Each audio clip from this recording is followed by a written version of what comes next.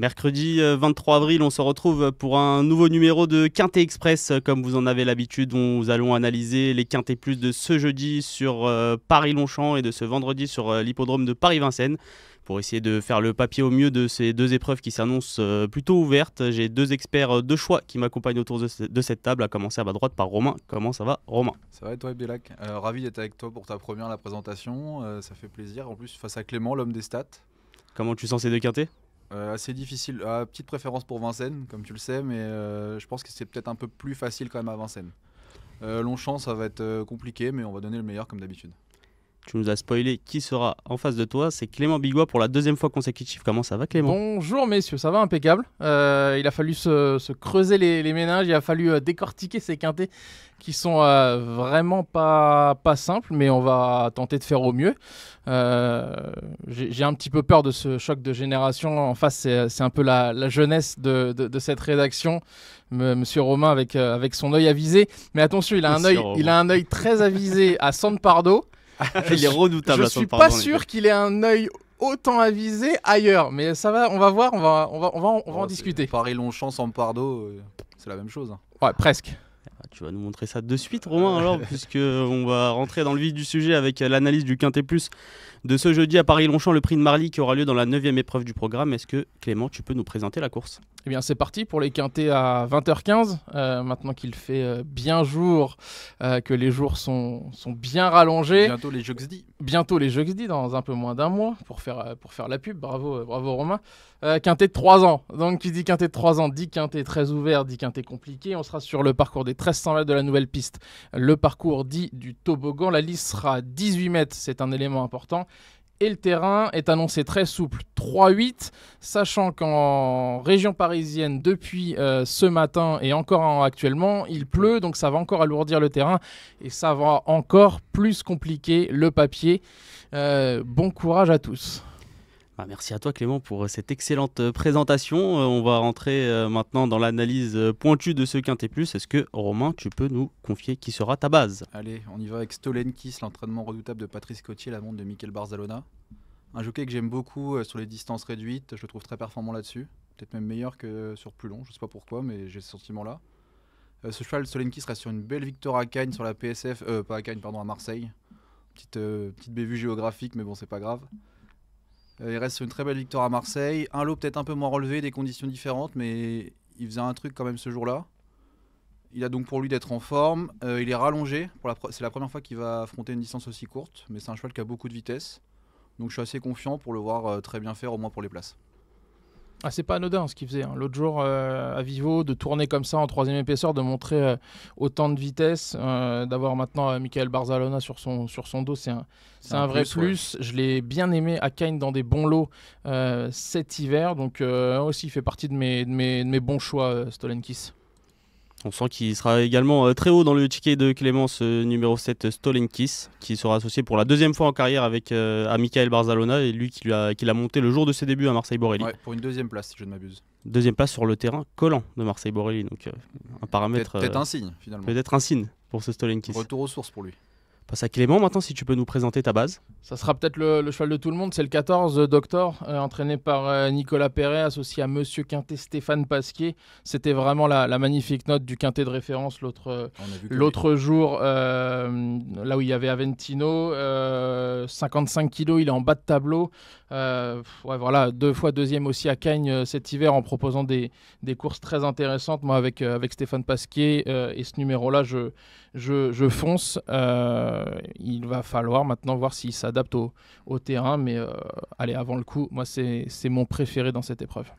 Stolenkis et The Doctor pour les bases de nos deux experts, et maintenant je pense que ça va être un peu plus marrant lorsqu'on va évoquer les outsiders de nos experts, et j'ai envie de donner la parole à Clément qui a choisi le numéro 12 Mr. Chang, qui sera, je vous spoil un petit peu, la rayure de Clément. Ouais. T'as dit Clément, mais c'est pas très grave. C'est pour ça que je me suis arrêté. C'est moi le pitre du jour à avoir choisi Mr. Chang. Non, en vrai, j'aime beaucoup cette candidature. Donc visiblement, c'est vraiment pas le cheval de tout le monde. Mais c'est un cheval, déjà il a 2 courses. Il a très bien débuté à 2 ans. Il a fait une belle année de 2 ans avec 2 courses sur des distances réduites. C'était très bien. À 3 ans, c'était bien aussi. Là, il a 2 courses dans les jambes qui étaient certes pas folles. Mais je pense qu'il est monté là-dessus. Ce qui me plaît, c'est que Christian Demuro, qui l'a monté la dernière fois, lui renouvelle sa confiance. Parce que nous, on connaît Christian Demuro, il est actuellement en très grande forme. Je pense qu'il aurait pu monter plusieurs chevaux dans la course. Et garde sa confiance pour lui. Sa valeur baisse, il est en 37,5. Il a déjà battu une concurrente comme Out of Africa, celle qui porte la casaque de Pierre Lévesque, qui en valeur 40 actuellement. Donc je pense qu'il a tout à fait son mot à dire. En plus, la Stal 3, il a tout pour lui. Il a tout pour lui pour refaire parler de lui en tout cas. Clément, on n'en veut pas de ce Mr. Shank. Ça a été compliqué, franchement, de faire une rayure dans cette épreuve. J'avoue qu'il a fallu de longues minutes avant de se décider. Moi, j'ai pas vu grand-chose à Fontainebleau les 2 derniers coups. C'est la première fois sur plus long, donc est-ce que ça va lui plaire ? Réponse jeudi aux alentours de 20h17. 5e et 6e à Fontainebleau, il craque pour finir. Non, je l'ai pas retenu. De là en faire une grosse rayure, je dirais pas ça, mais il a fallu faire des choix et donc le choix de l'écarter s'est imposé à mes yeux. Tu lui préfères le numéro 10 Fame, un représentant de l'entraînement de Jean-Philippe Dubois. J'ai beaucoup aimé cette petite 3 ans dans sa rentrée le 4 avril dernier, 5e, seulement poussée au bras. Oui. Elle a vraiment une très très belle musique. Toutes les courses se sont terminées pour elle dans les 5 premiers. Certes, elle n'a jamais été mieux que 3e, mais dans mon ticket, voilà, je l'ai mis entre 3 et 4e. Si elle répète vraiment cette course du 4 avril, avec cette fois-ci en étant un petit peu plus empoignée, je pense qu'elle a vraiment de bonnes chances de faire l'arrivée. Tu l'as gardé, Romain, toi, non, ce numéro 10 ? Franchement, c'est un regret. Ok. Parce que j'aime beaucoup les concurrents de Jean-Philippe Dubois, que ce soit au trot ou au galop. Maintenant, le 11 dans les boîtes, je connais un peu la politique de la maison, aussi bien au trot qu'au galop. On aime bien faire sage. Donc je me suis dit qu'elle avait peut-être une bonne tête à être prise et à bien finir cette 8e. Voilà. Et elle a fait l'arrivée dans le lourd de Saint-Cloud, le lourd du mois d'octobre. Alors on a souvent... Il y a deux lourds. Il y a le lourd de l'automne et de l'hiver et le lourd du printemps, sachant que là, il y a eu finalement de la pluie après avoir eu un long épisode de soleil. Donc ça sera peut-être plus du souple ou du collant. Et ça, on sait que ça peut gêner vraiment les pattes. Merci messieurs, on a évoqué du coup la rayure de Clément, on va évoquer maintenant celle de Romain qui est le numéro 13, Rastrelard. Ouais, alors comme Clément l'a dit, très dur de trouver une rayure. Je tente un petit truc parce que ça reste quand même sur une victoire ce Rastrelard. Maintenant c'était à Senon, catégorie inférieure, il a été pénalisé et puis surtout c'était à le 14 quoi. C'est ça le gros bémol, donc pas trop de marge, c'était à le 14, je tente une rayure mais... À tout moment, je me prends un doublé de handicap pendant les dents. Mais bon, j'espère pas. Mais bon, j'espère pour son entourage qu'il va bien courir quand même. Ouais, maintenant, on a évoqué les bases, les outsiders et les rayures de nos experts. Passons au ticket. On commence par celui de Clément. Eh bien, sans surprise, The Doctor en tête. Ensuite, j'ai placé Stolenkis en 2e position. J'ai mis Aventino en 3. Je pense que Romain ne sera pas d'accord. C'est le 2e du quintet de plus de référence. Il avait la Stal 7 l'autre jour. Il a la 15 ce jeudi. Il va falloir pianoter, mais c'est Maxime Guyon. Donc là-dessus, il n'y a pas de souci. Ensuite, j'ai placé le numéro 10, mon petit outsider, c'est Fame. J'ai fait un quintet en 7 parce que j'ai eu vraiment du mal à éliminer. Valmaca en 5e position, la petite pouliche de Patrice Cotier qui redescend de catégorie. Elle vient de courir Listed. Elle est souvent vite en jambes et ça peut être un vrai plus sur ce tracé. Et j'ai terminé par Leif, entraîné par Jérôme Régnier, et ensuite par Sweet Shop. Et là aussi, alors ça a été très compliqué de me décider sur Sweet Shop parce que voilà, il est jamais sorti des 4 premiers en 12 sorties. Sa musique en 2025, c'est 3e, 2e, 3e. Malheureusement, il va falloir faire avec le numéro 16 dans les stalles et on sait que c'est hyper important sur ce parcours. Les stalles 16, 15, 14 et 13, c'est vraiment une tâche plus compliquée où il faut vraiment avoir de la marge. Je pense qu'Aventino a de la marge. Je pense que Sweet Shop en a un petit peu moins. Romain qui pense qu'Aventino n'a pas assez de marge, semble-t-il, il va nous présenter son ticket. Je sais pas, j'avoue, pour la marge d'Aventino, je suis pas sûr parce qu'il a des perfs PSF. Le 15 dans les stalles, on l'a dit, c'est dur. Donc je préfère faire 100, mais c'est un risque que je prends, on verra bien. Faut tenter des choses de toute façon parce que je pense qu'il y aura des surprises quoi qu'il arrive à l'arrivée de ce quintet. Donc pour mon ticket en tête, j'ai tenté le 16 Princesse Mandel. Donc ça c'est pareil, je tape sur une surprise en bas de tableau. Elle avait réalisé de très bons débuts avant de décevoir sur la PSF 2 fois. Elle vient de faire une rentrée qui m'a plu, franchement. Elle a fini au bras le long de la corde à Saint-Cloud, c'était pas mal. Et c'était dans la course de Fame. Donc normalement, s'il avait bien fait le papier, notre cher Romain, il aurait dû placer Fame pas loin. Si tu m'avais écouté, j'ai dit que c'était mon regret, Fame. Ah ouais. Mais elles n'ont pas le même numéro de corde. En plus, elle a le 4, 26 mandelles, donc je pense que allez Ronan Thomas, j'y crois. Ensuite, j'ai retenu une autre surprise, peut-être Mr. Chang, on en a déjà parlé. Ensuite, encore un petit outsider, le 2 Burn to Shine, qui vient de gagner sous 68 kg argentan. L'entraînement d'Amy Murphy, un ancien Pascal Barry qui avait quand même été jugé digne de participer à une listed. Donc en haut de tableau, je m'en méfie. Amy Murphy, on la connaît, elle est redoutable sur ce type de distance, courte distance, donc j'aime beaucoup sa candidature. Ensuite, je retiens le 14 The Doctor, on en a dit, c'est la base de la course, même s'il devra composer qu'un numéro en dehors. 5ème, le 7 Stolen Kiss, ma base, un peu loin, mais vu que je pense qu'il y aura, mais il y aura sûrement des défaillances dans les chevaux que j'ai mis en tête de mon ticket, donc je pense qu'elle va remonter. Ensuite, 6ème, le 4 Smile for Me. Je pense qu'en valeur pure, c'est loin d'être un des meilleurs du lot maintenant. Elle est loin d'être une des meilleures du lot, mais elle a de l'expérience, elle a couru 12 fois, donc ça peut jouer dans ce genre de handicap. Est-ce qu'elle a le niveau parisien ? Moi, je me suis posé la question. Elle a gagné à Borelli. Elle a fait des perfs à Vivo. Maintenant, est-ce qu'à Paris, c'est plus difficile ? Elle a pour elle son expérience et son courage. Et aussi un bon numéro, le 7, dans les boîtes.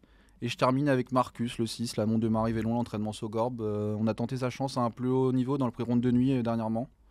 Terminé 5ème. Donc, il y a la confiance de son entourage. Donc, je la mets pour une petite place en bout de combinaison. Merci messieurs, on va résumer en chiffres les pronostics de nos deux experts. Pour Romain, ce sera 16, 12, 2, 14, 7, 4 et 6. Et pour Clément, 14, 7, 11, 10, As, 8 et 3. Mais on vote. Il n'y a plus qu'à maintenant. Je pense que si on additionne nos deux quintés, il y a au moins 10 chevaux. Donc si vous avez de l'argent, n'hésitez pas. Ah ouais, de toute façon, 10 chevaux dans tous les ordres. Pour les 3 ans, des handicaps comme ça... Avec autant de partants, il va falloir sûrement allonger sur vos tickets. On passe maintenant à l'étude du deuxième quintet qui nous intéresse. Ce sera vendredi sur l'hippodrome de Paris-Vincennes. Romain, est-ce que tu peux nous présenter la course ? Ouais, alors des chevaux assez bien connus, 7 à 11 ans, n'ayant pas gagné 245 000 €. Alors initialement, il y avait un recul prévu dans cette course. Mais personne n'a voulu tenter l'aventure en tête, ce qui est une chose assez rare pour être souligné. Donc on n'a que des chevaux qui ont plus de 159 000 €. Le parcours des 2008 de la grande piste, donc très sélectif, la plus longue distance désormais à Vincennes, puisque les 3000 mètres ont été abolis, et qu'avec les 4000 mètres du prix de Paris. Donc ça va être une question de tenue, une question de parcours, et je pense que les chevaux durs devraient tirer leur épingle du jeu.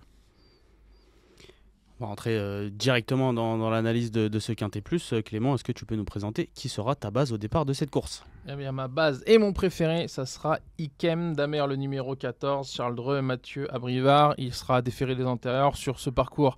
Eh bien, c'est 3 sur 3. Il est invaincu, jamais battu. Avec Mathieu Abrivard, c'est pareil. 3 courses, premier, 4e, ça me plaît. Et vraiment, le 21 mars, il a laissé une super impression dans la phase finale pour venir remporter le quintet. C'était le prix Maya. Il a encore tout pour lui. Il est parfaitement engagé. Numéro 14, il est à 5 000 €, 5-6 000 € du plafond. Il a vraiment tout pour lui. Maintenant, c'est une question de parcours pour lui. Il a besoin la bonne course. De s'exprimer. Vraiment, faut pas qu'il sorte trop vite à l'intersection des pistes. Sinon, ça va être un petit peu long dans les jambes. Mais vraiment, je pense qu'il va répéter. Il a encore un petit peu de marge. C'est vrai que dernièrement, Franck Nivard lui avait donné un excellent parcours pour venir dominer Gamin des Îles, qui s'est classé 5e de l'étape de ce mercredi du Grand National du Trot. Donc la ligne reste pas mal. Romain, tu es complètement d'accord puisque ce sera également ta base, ce numéro 14, Ikem Damer. Ouais, Ikem Damer. Alors c'est difficile quand on est face à l'homme des chiffres parce qu'il m'a volé un peu mes chiffres, mais j'en ai quand même d'autres. Notamment le chrono la dernière fois, quand il s'imposait une 12-5 sur les 2008. S'il trotte une 12-5 là, il va être un 2-3 sûr. Tu vas quand même pas me reprocher de jouer sur mes qualités. Tes qualités. Et j'ai un autre petit chiffre aussi, 6 victoires de suite l'an passé tout de même. Pas donné à tout le monde de faire ce genre de performance. C'est un super cheval que j'adore. Il n'a pas grand chose contre lui. En plus, son rival Mathieu Abrivard a retrouvé la forme récemment. On l'a vu dans le prix de l'Atlantique notamment. Donc je pense que tous les feux sont au vert pour Ikem Damer. Comme la couleur de l'emoji finalement. Et pour pimenter les rapports, Romain, tu nous proposes le 2 Garou du Chêne. Ouais, je pense pas que ça va être non plus un énorme outsider ce Garou du Chêne. Il vient de laisser une impression très favorable sur 2007 dans un quintet un peu d'un niveau similaire. Il trottait 12 ce jour-là. Il avait fait l'effort à 3, le dernier kilomètre à 3 dans la montée. Il s'est pas du tout écroulé pour finir, même il repartait un peu. Ça se serait prolongé, je pense qu'il aurait pris une meilleure place à l'arrivée. Son monteur est confiant, il n'a pas grand-chose contre lui. Après, il faut qu'il reste sage. C'est un cheval qui était un très bon cheval monté à la base, mais qui a des problèmes de santé. Donc il peut rester un peu coquin, notamment au moment de la mise en jambe. Mais s'il s'élance correctement, il a besoin de personne et il va faire l'arrivée. Super, et pour l'outsider de Clément, ce sera quant à lui le numéro 15, Gilberto, qui trouve également un très bon engagement. Ouais, j'ai bien aimé sa dernière sortie le 11 avril dernier. Alors, il va recourir à 15 jours, c'est peut-être un petit peu court pour certains, mais il m'a énormément plu. Il terminait 6e, mais dans une action magnifique. Il avait le 2e tracking des 500 derniers mètres. On l'a vu vraiment englué dans le dernier tournant. Ouais. Il passe de la 14e à la 6e place dans les 300-400 derniers mètres. Et encore, il a vraiment du mal à s'extirper du peloton, sublimé par Mathieu Mottier. Voilà, encore une fois, parfaitement engagé. Alors, voilà, il y a toujours... il alterne montée et attelé, mais là, il a l'air de bien s'amender. Voilà, encore une fois, il va falloir qu'il a cette très, très grosse vitesse finale. Donc, c'est toujours une question de parcours. On va peut-être ne cesser de le répéter, mais s'il est caché et que Mathieu Mottier arrive à vraiment sortir au bon moment, il peut, et que ça roule devant surtout, il peut venir vraiment en doubler pas mal. Alors, je ne l'ai pas mis dans mes 5 premiers parce que ça a été vraiment très dur de faire un choix, mais c'est mon 6e, allez, 5e, 6e choix. On est assez raccord avec Clément, j'ai l'impression, dans ce quintet en revanche. Ah, c'est peut-être une bonne nouvelle pour moi. Je vais peut-être pouvoir revenir parce que la semaine dernière, c'était un petit peu moins brillant. On va faire mieux, j'en suis sûr, cette semaine, messieurs. Concernant ta rayure, Romain, tu fais sans Hermès Express et Eric Raffin. Ouais, sans Eric Raffin. Le problème de ce cheval, c'est pas la qualité. C'est la nouvelle règle sur la cravache, je pense. C'est un cheval qui est très froid, qui a besoin d'être sollicité. La dernière fois, on l'a vu, il courait un quintet plus, il était déjà assez joué, il n'a pas pu faire l'arrivée, faute de sollicitation malheureusement. J'ai pas grand chose à dire contre lui en fait, parce que c'est un cheval que j'aime bien et qui est bon, mais je pense que malheureusement, sans pouvoir être sollicité pleinement, ça va être un peu juste pour lui. Il va être 7-8ème, je pense, donc je le laisse avec Eric Raffin. C'est une impasse spéculative, on va dire. Pas spéculative, parce que forcément, Eric Raffin, dans un quintet il va plus, tirer ça l'argent, appelle donc, de l'argent. Hein. Ouais, mais l'autre jour, il est difficile à cerner. On sait vraiment pas où il en est. Les chevaux froids, Avec cette nouvelle réglementation, pas évident pour ce Hermès Express. D4, mais irrégulier.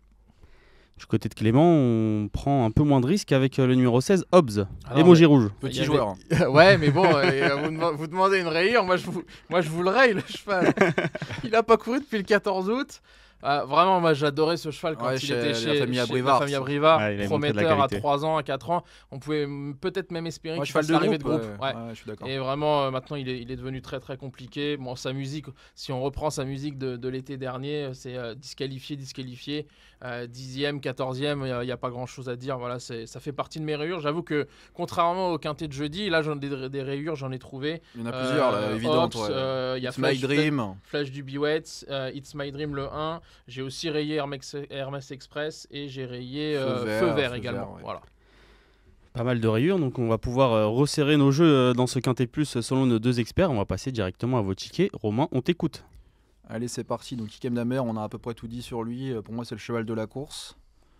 Je l'ai mis ensuite devant Icar de Fitz, qui est pour moi son principal rival. Un cheval très dur qui a déjà trotté 13 sur le parcours. Il a 2 courses dans les jambes. Sa deuxième course de rentrée était plutôt encourageante à Cherbourg. Il a battu un cheval comme Indigir en fin d'hiver.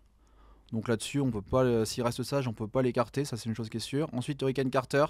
Ça, c'est un peu l'X de la course quand même, parce qu'il reste ferré et c'est une petite rentrée.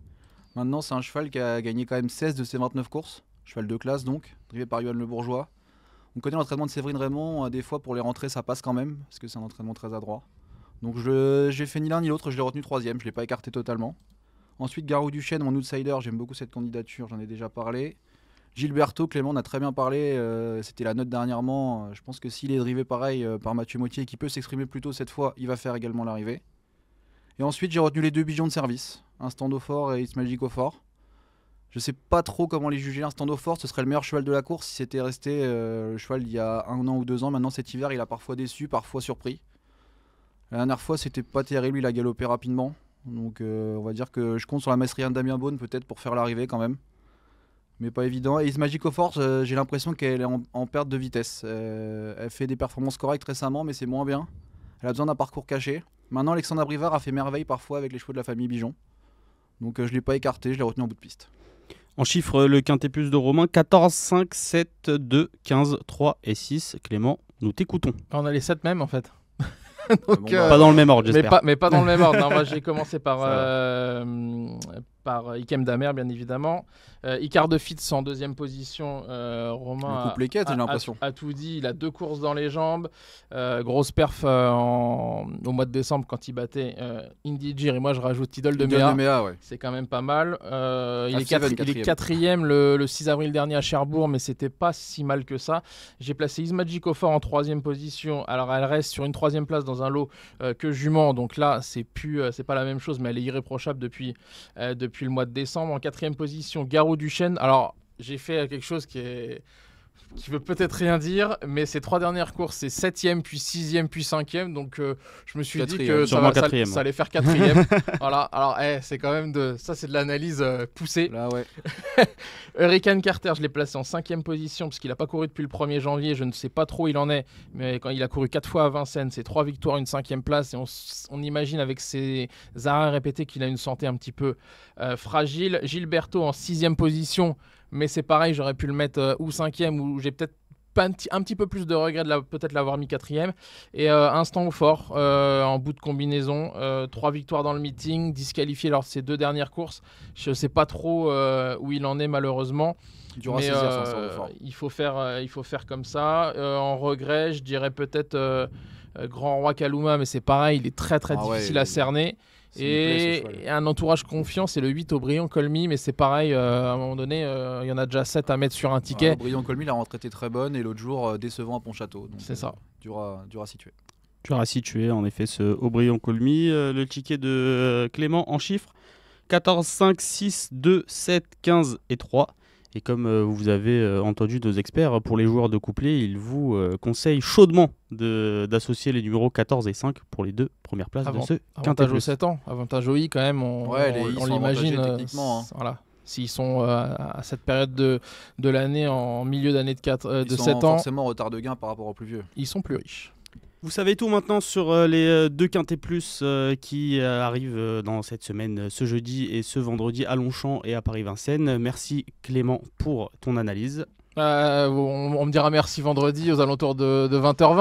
On fera le bilan de la jeunesse ou de l'expérience s'est imposé. Mais adversaire redoutable en face, suivez-le. Il a quand même des sacrées qualités, le Romain. Merci Romain. De rien, merci à tous les deux, que de compliments. Merci beaucoup Clément, merci Abdelak, et puis bon jeu à tous surtout. Et en attendant, vous pouvez nous retrouver vendredi pour un épisode de Bête de Week-end. En attendant, passez une bonne semaine, une semaine de course. Ciao.